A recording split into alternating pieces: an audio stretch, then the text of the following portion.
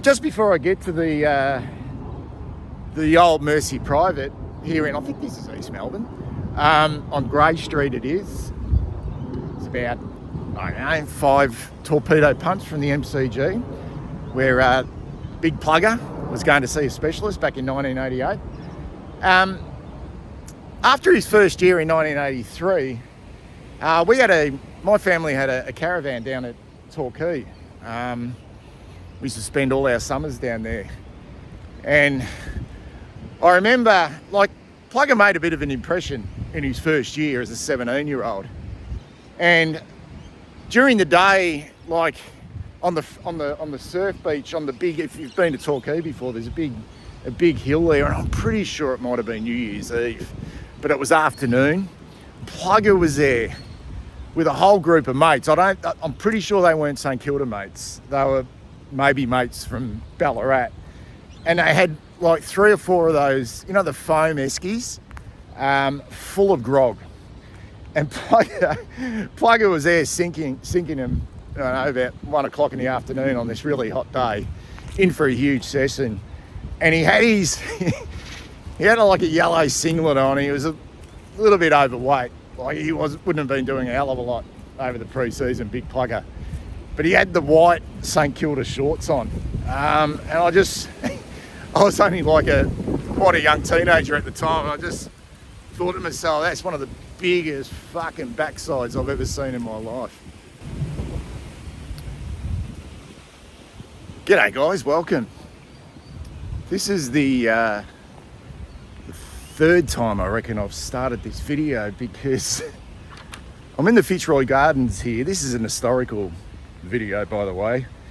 I'm in the Fitzroy Gardens here in Melbourne on a Sunday morning. It's Father's Day, and I've been already swooped by some rather angry magpies, which must be nesting somewhere here. So I've come under the canopy here, and it's just stunning, absolutely stunning. It's a balmy Sunday morning. It's Father's Day. It's a little bit of wind. You can smell the finals.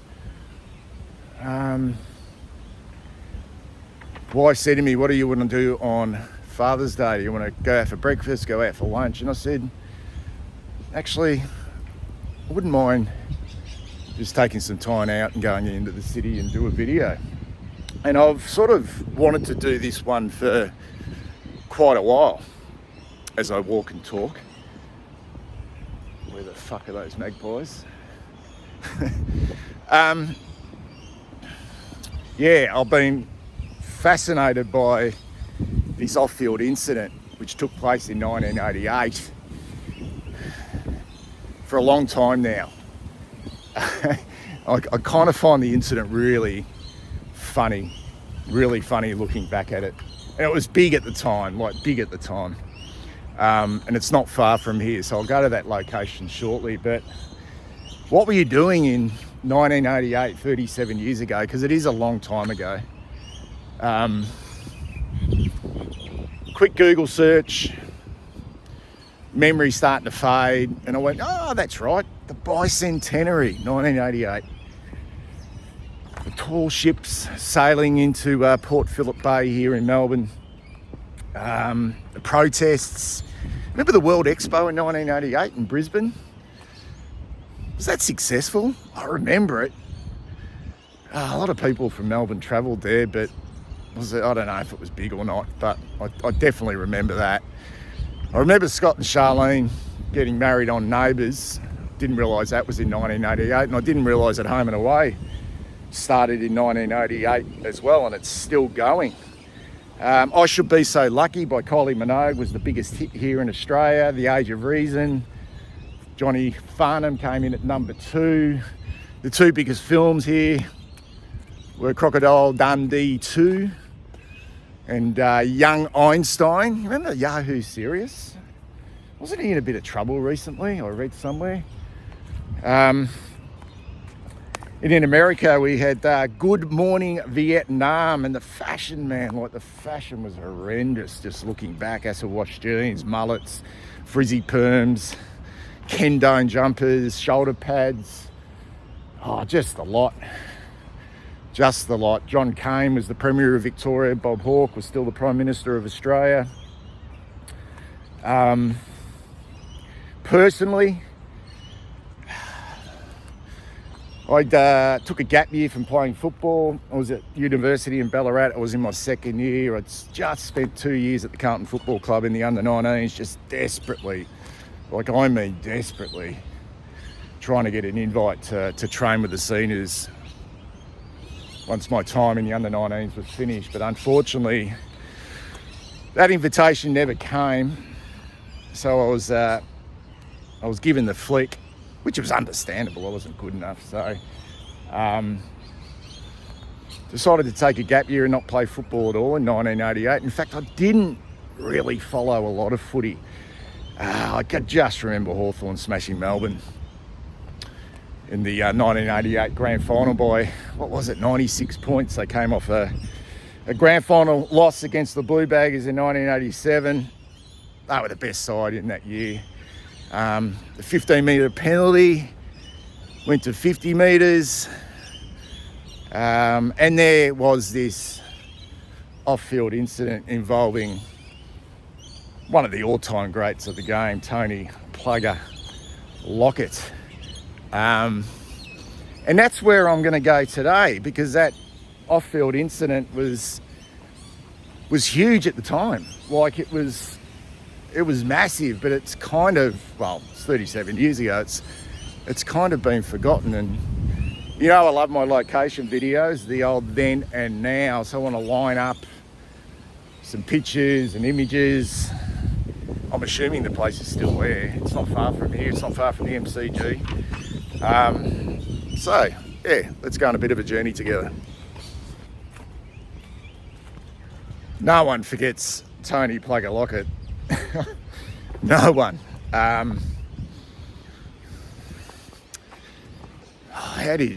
It's just, it's pretty easy to describe him and how he played.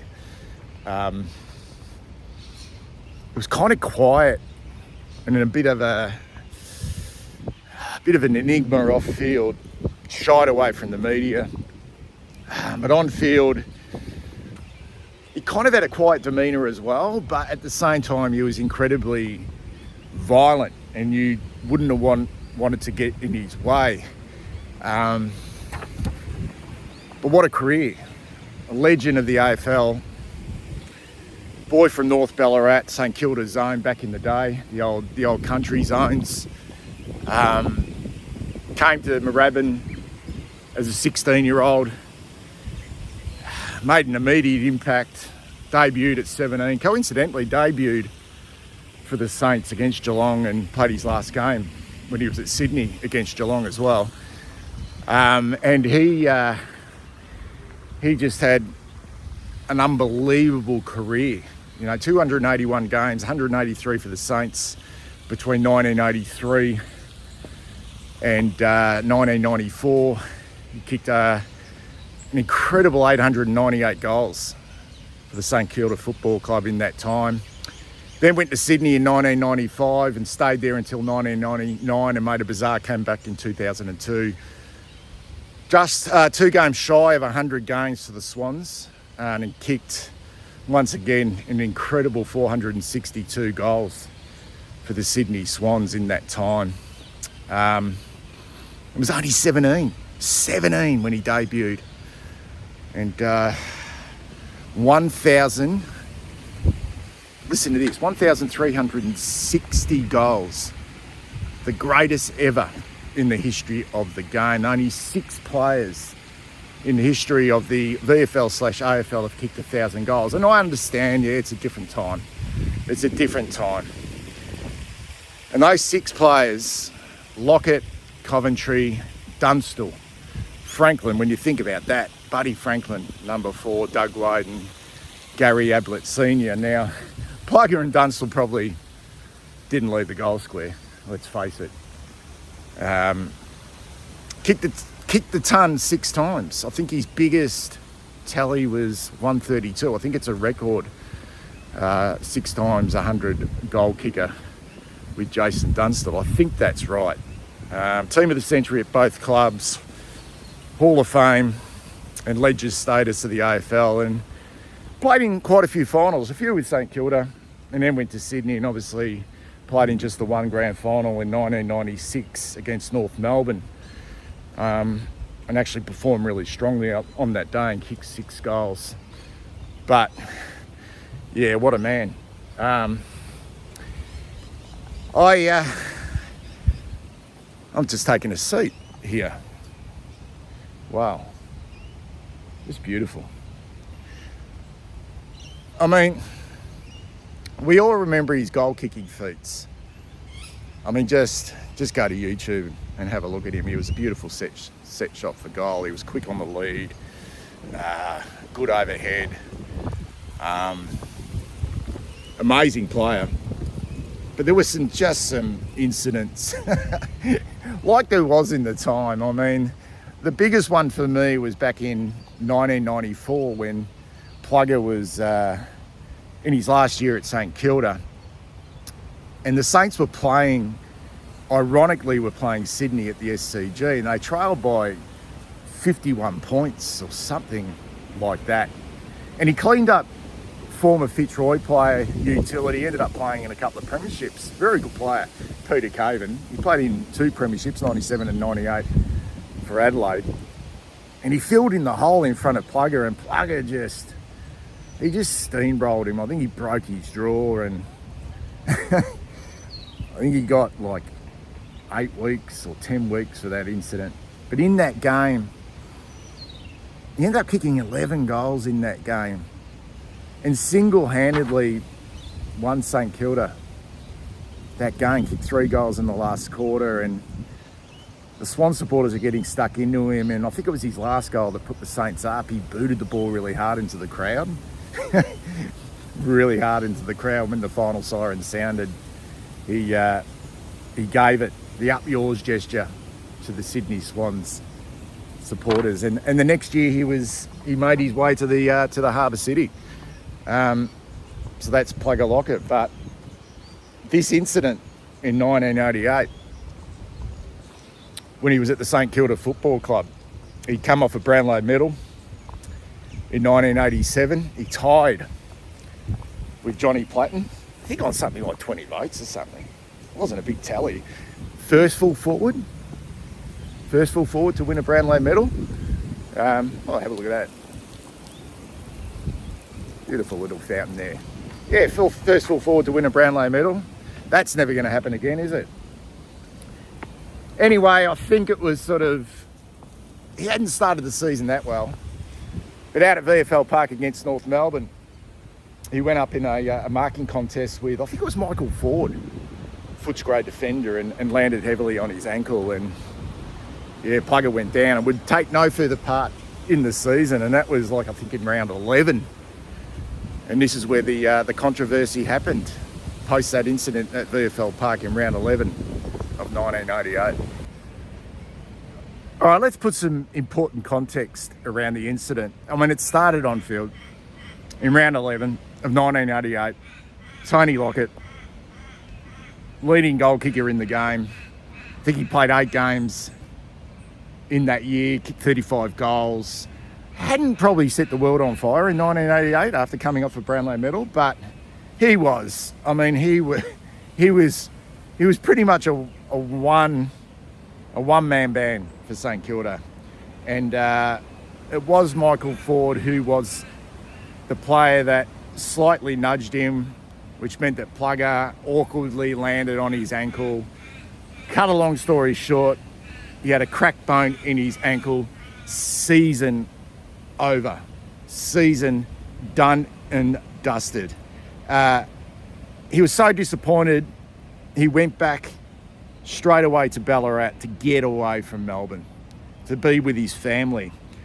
But he was due to see a specialist here at the Mercy Private, which is only, it's probably 500 metres from the MCG and about 400 metres from where I'm sitting right here, right now.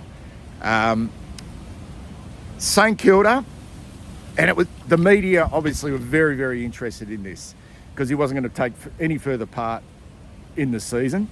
So they were all over it.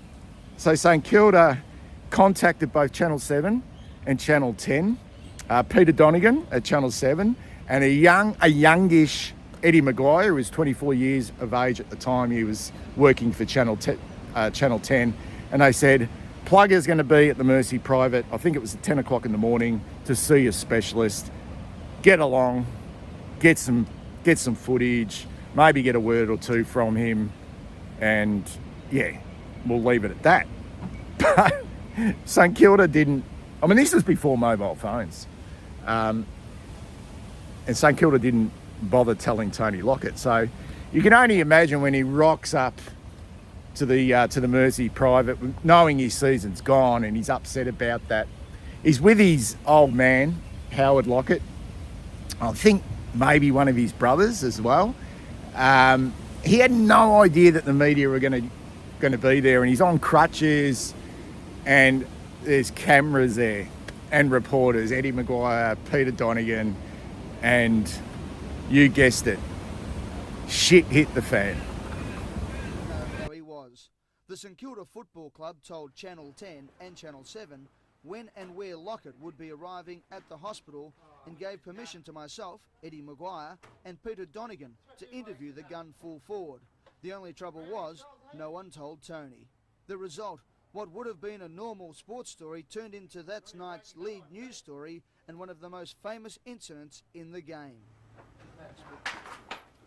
I just went to the hospital expecting no one to be there. You know, I was a bit disappointed and a bit down in the dumps, I suppose you'd call it. I'd just seen my season come to an end, and you know, the last thing I wanted was someone or some crew or whatever annoying me, trying to you know, take pictures of me hopping into hospital on crutches and all that. And you know, it just got a little bit too much. People running in front of me, taking photos of me and all that. And I guess, you know, it was one of those things that just happened. I regret doing it now, of course, but you know, that's just the way. It's something that's been done now, and I can't change that. Here we are, guys, Grey Street in East Melbourne. This is the location. This is the old Mercy Private Hospital. It's now known as the St Vincent's Private Hospital. This is where that famous off-field incident took place back in 1988 involving Tony Lockett. Let's take a look around, see if much has changed since then.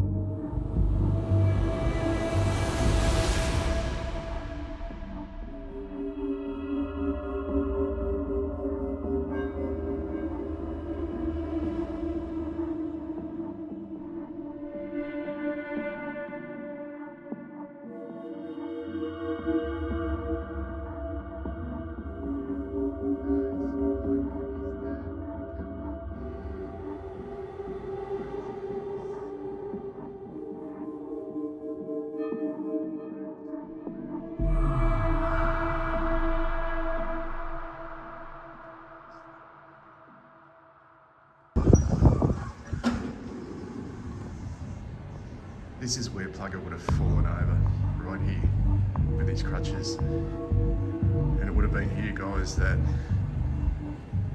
he would have thrown the crutch this way through the door.